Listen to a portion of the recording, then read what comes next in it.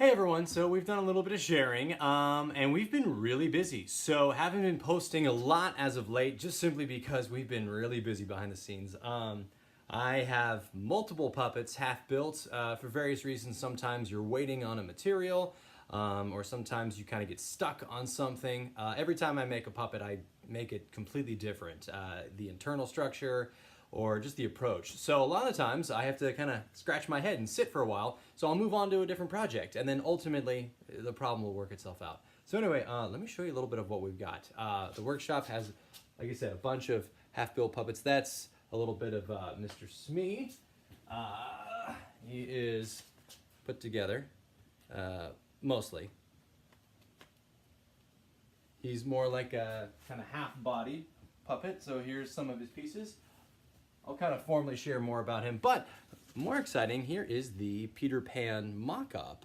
So what you see here are all the flat sheet patterns. It's all sheet foam. This is just a mock-up, so it's cheap upholstery foam. But anyway, these are all the patterns. So in some of the previous posts, you saw that I had different sections. So 1, 2, 3. All of these lines you see here are glue seams, and all of these markings are for me to piece it together, because once it's laid down, it's very confusing. So these little hash marks here are to line up, that sort of thing. Where bevel cuts, so like angled cuts as opposed to straight cuts, things like that. I think there's about 17 pieces total for this guy. Or there was originally, but now it's more like 15 because I had made one little revision on the cheeks. The Peter Pan final head's coming along. I also made a mock-up of his body. You see here, this is his torso, pelvis, and a leg. I only made one side because I don't need to spend the time making all of it. It's just to test the patterns to make sure they work. Oh yeah, here's also an arm. So what's even more exciting is I have the final body for Peter Pan put together.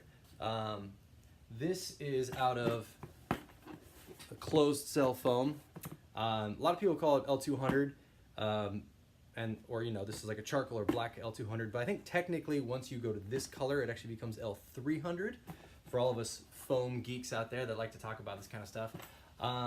It's even more dense, a little stiffer, which is kind of nice. So what I've got here is, I've got his torso, his pelvis.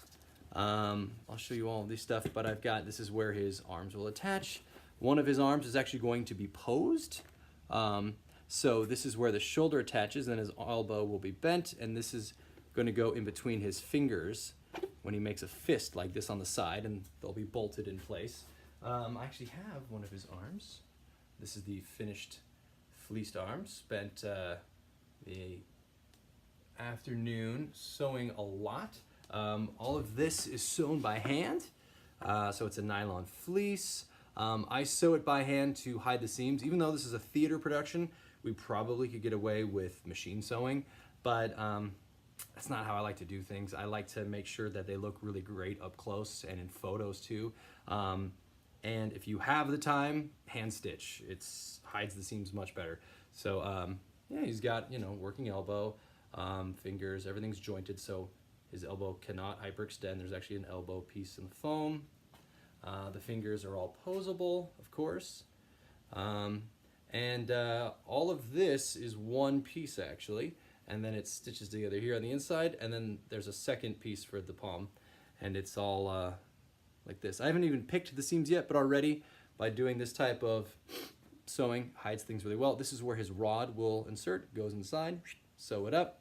So pretty cool stuff so far. It's coming together. What we have here is that his legs actually are going to be able to extend. So I made a mechanism. Actually, let me have it just taped up so it wasn't flopping around. But throughout the show, his legs will be movable. So when I have him land on the ground, I can actually have him just kind of flex or kneel down, things like that. But when I actually want him up flying, this braided fishing line is going to attach here. Kind of just gently show you the idea. Is that when this handle goes up, like so, his legs will, well of course it's not in place, but the legs will extend behind him So that way, see where this bottom leg is flapping because it's not, this one will be able to extend. So everything's kind of in pieces, but you kind of get the idea. And the coolest part about all of this, let me show you,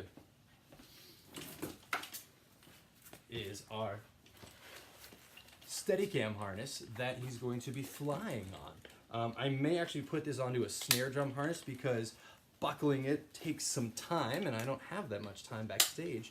But the cool thing is that he will have an attachment coming out of his back, so the entire rig can float and I can extend. I will be able to rotate it this way, this way. I can pull up and extend up high above my head when it's on, and I can also crouch down. And also when I'm just floating around, it's kind of a built-in brace. This is spring-loaded, but I can rest my elbow on it, give myself a little break. That I'm looking forward to. A lot of times we greet our audiences afterwards, and when we've done so for Alice in Wonderland, I'll have the Mad Hatter on my arm, sometimes for like 25 minutes, just about here, and after a while it gets tired. So this will give me a little bit of a break when we're doing the meet and greet thing like this, and I can pull this in, extend this out. This is going to give us a lot of options for when we do our flying through the air sequence. I can turn, like I said, I can do a lot of cool things. So in a nutshell, that's it. I'm really excited about these puppets. There's still a lot of work to do, but we're busy behind the scenes. So let the building continue. I hope you guys like it. We'll try to keep updates as much as we can. All right, see you soon.